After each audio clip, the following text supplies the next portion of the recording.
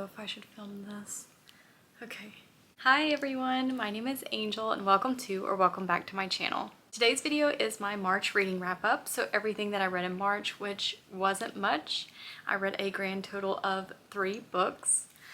But to be fair, one of those is a huge book, the biggest book that I've read so far this year, and also a 5-star read for me. I'm going to save that one for last because I have the most to say about it. Without further ado, let's dive right in. I didn't actually start reading and completing books until the end of March, so like March 20th on, and I kept reading up until March 31st. The first book that I want to talk about is Beauty by Robin McKinley, which I featured in my spring reading vlog. I think that this is the perfect spring book. It is charming. It has a slower pace that really allows you to immerse yourself in the story and become very connected to our main character, Beauty. I really enjoyed this Beauty and the Beast retelling and loved all of the characters, especially the family dynamic and the romance between Beauty and the Beast.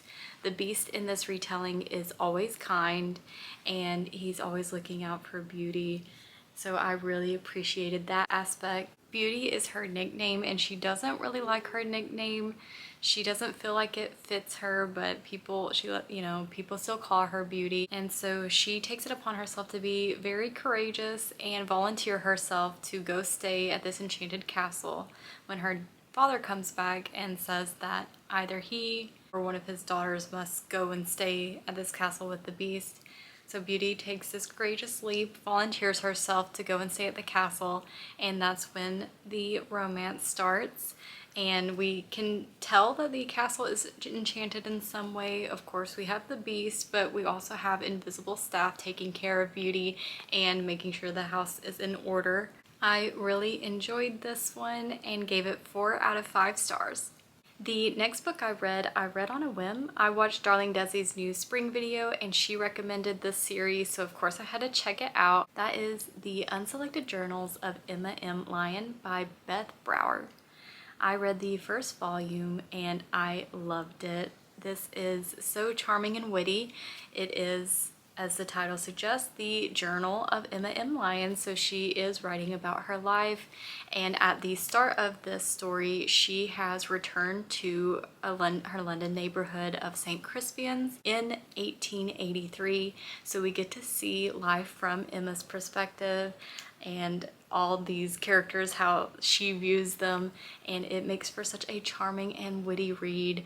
I have really enjoyed it. I'm already on the second novel, so definitely a bingeable series. I believe there are 8 volumes out so far. I highly recommend it and gave it 4 out of 5 stars. Lastly, I read Oathbound by Tracy Deonn. This is the 3rd Legendborn book and I loved it. Which I'm so happy to say because Legendborn for me was a 5-star, loved it.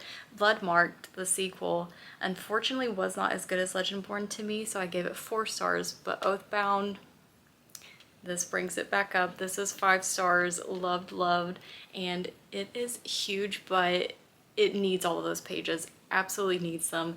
No problems with pacing in this one. I thought the pacing was perfect. The plot, the character development, the magic system, and also the commentary on race and identity. Tracy Deonn has it all in this installment and I really loved it. This feels like reading The Infernal Devices by Cassandra Clare for the first time. That's how attached I am to the series and these characters. It just feels like classic YA, but something totally new as well, and I love the commentary that we get and everything about this story. This is so good. If you somehow have not already checked out Legendborn, please do. This series is so great and this is the perfect setup for the next book. I cannot wait. We have our main character, Bree Matthews, up front on the cover. So I can't really dive into this book since this is the 3rd book. I can't really dive into it because that would spoil some things from the first 2. So I'll just let you know about Legendborn. So at the start of Legendborn, we are following Bree Matthews, who is dealing with the grief of losing her mother. She's just lost her mother, and she and her friend Alice Chen have worked super hard to be able to attend UNC Chapel Hill and take these college courses. So Bree Matthews dealing with the grief of losing her mother, is now attending UNC Chapel Hill, and she pretty quickly gets swept up in the secret society of Legendborn. They are descendants of King Arthur and the Knights of the Round Table. Their job is to fight demons. Bree somehow gets swept up in all this. So take into consideration the setting, which is the South, and also the secret society of primarily white people, white men, and introducing our main character, who is a Black woman, into the fold. That's where we start, and Tracy Deonn with each installment is just building and building on this world, on Bree Matthews. She is so powerful, so amazing, and I love this series so much. I guess that's all I have to say about these books.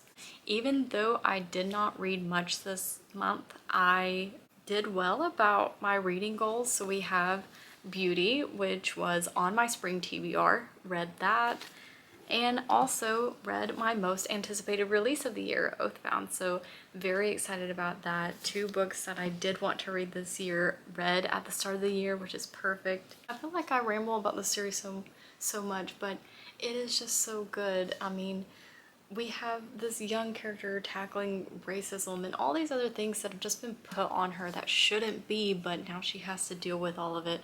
And she's such a powerhouse, and I love all the characters in this series, but I will stop talking about it now.